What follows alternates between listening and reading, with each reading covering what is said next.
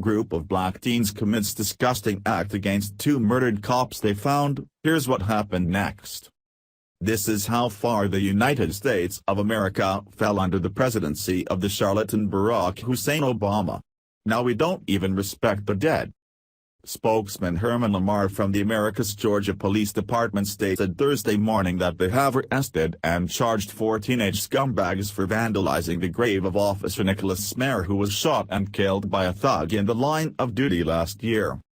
Lamar added that the police department had made arrests in the case on Wednesday morning after viewing surveillance footage of Smer's grave at the Oak Grove Cemetery. He said that Janine Smer, Officer Smer's mother, had installed a camera to monitor the grave after she had visited and twice found footprints on her son's grave. Herman went on to confirm that they had both arrested and charged 17-year-old Kane Chambers with criminal trespass for standing, spitting and walking on the grave after midnight. The post scumbag is being held in the Sumter County Jail. In addition, 3 juvenile females were also arrested and charged with curfew violation and criminal trespass. 2 of those females have an additional charge of obstruction of law enforcement.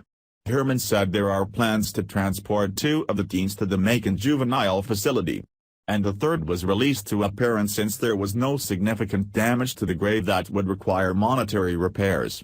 Do these scumbags even have parents? End of watch. Wednesday, December 7, 2016. Police Officer Nicholas Smer and Public Safety Officer Jody Smith, of the Georgia Southwestern State University Department of Public Safety, were shot and killed while responding to a domestic violence incident at a local apartment complex at South Lee Street and Country Club Drive, near the Georgia Southwestern State University. The officers had been notified that the male subject was punching holes in the apartment walls and that he had an active felony warrant. When they arrived on scene, the complainant advised them that the man was still inside of the apartment. Officer Smith went to the rear of the building as Officer Smer announced himself at the front door. As Officer Smer entered the apartment, he observed the male subject entering the apartment from the back door. He ordered the man to come to him, but the man instead fled out of the back door. Officer Smer radioed that the man was fleeing and ran through the apartment.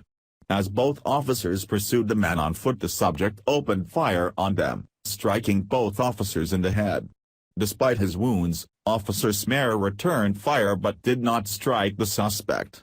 Officer Smer immediately began to perform CPR on Officer Smith until he collapsed from his own wounds. Both officers were transported to Phoebe Sumter Regional Hospital, where Officer Smer was pronounced dead. Officer Smith was flown to a trauma center in Macon, Georgia, where he died the following day. The suspect, Mingle Kennedy, fled the scene but committed suicide next day following a SWAT raid of a local residence. Officer Smer was a U.S. Marine Corps veteran, had served with the Americus Police Department for 1 year and had prior law enforcement experience. Officer Smer and Officer Smith had known each other their entire lives and were best friends. Officer Smer was going to serve as the best man at Officer Smith's wedding in May 2017. I honestly believe this is why nations like Iran have public lashings. Because if there was ever a case in which anyone deserved such a punishment, it would be this one. How can any human being do something like this to a grave? It's sad how things like this never happened before. President Barry Soetoro created this environment of racial divide and hate against our peace officers. What could have truly been a presidency of healing turned out to be one of revenge and hate. Why Blue Lives Matter. Americus, Georgia, 4 teenagers have been arrested in connection with the vandalism of a fallen officer's grave. Surveillance video from cameras that Janice Smer had installed showed the 4 teens standing, spitting, and walking on the grave of her son, Americus Police Officer Nicholas Smer. She said that she noticed footprints around his grave when she first visited his grave, and she's seen footprints there twice within the past week, according to WSPA. She turned the video footage over to police, and 4 teenagers have been arrested since then. 3 were 3 female juveniles, whose names weren't released, and a 4th teenager, Kane Chambers, age 17. 2 of the females already had previous criminal histories.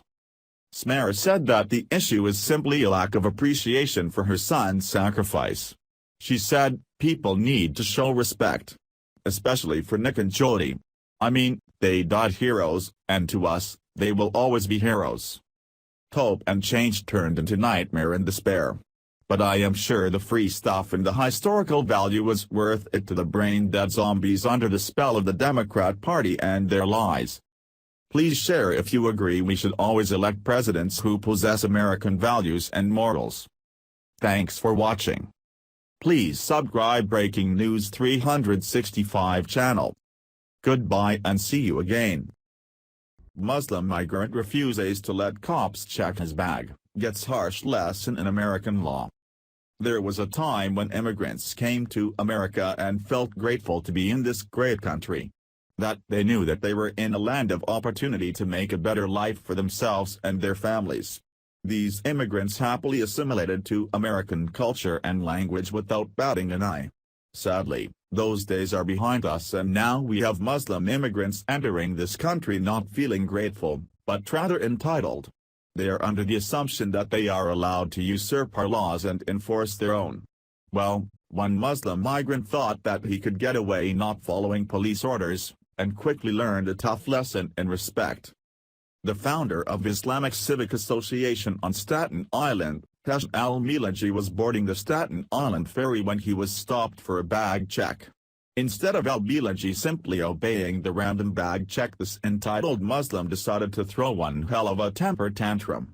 Al-Milaji was eventually arrested for this absurd outburst, but then had the audacity to claim that he was singled out because he was a Muslim. Of course, this makes absolutely no sense considering the political climate we are in today.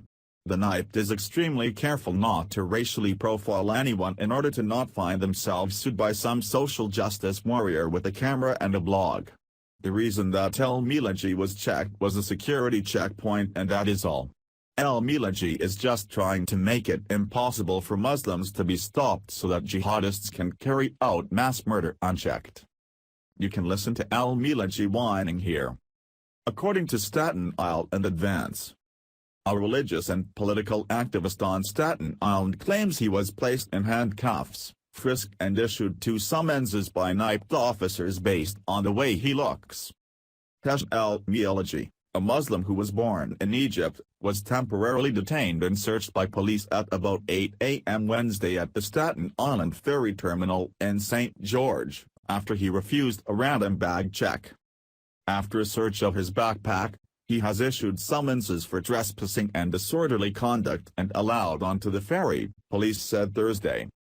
Al-Milaji, the founder of the Islamic Civic Association on Staten Island and chairman of the Staten Island Libertarian Party, said he believes the bag check wasn't so random. He took to Facebook hours after the incident, saying he felt singled out because of his Egyptian heritage. "I have no doubt that many people are in fact stopped randomly, but the manner this was done in my particular case made it feel different," said al-Milaji. He said there were at least 5 people in front of him carrying purses and backpacks when a NIPT officer walked into the crowd, extended his arm and ordered him to a table for a bag search. "I said no thank you," said al-Milaji. He replied that he's not asking me, but telling me, and I replied again, "No, thank you." A spokeswoman for the NIPT said there are no set guidelines as to which passengers are selected, such as every 5th or 10th person. "There's no science to it," said that Kelly Nort. "It's like flipping a coin." She said al-Milaji was not personally selected.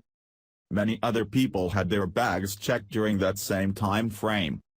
But al-Milaji argued police were in violation of the 4th Amendment. The amendment protects the right of the people against unreasonable searches and seizures. And no warrants shall issue, but upon probable cause. NIPT policy states a passenger is not required to hand over their bag, however, they would have to find an alternate form of transportation. A policy that al-Milaji said also is a rights violation.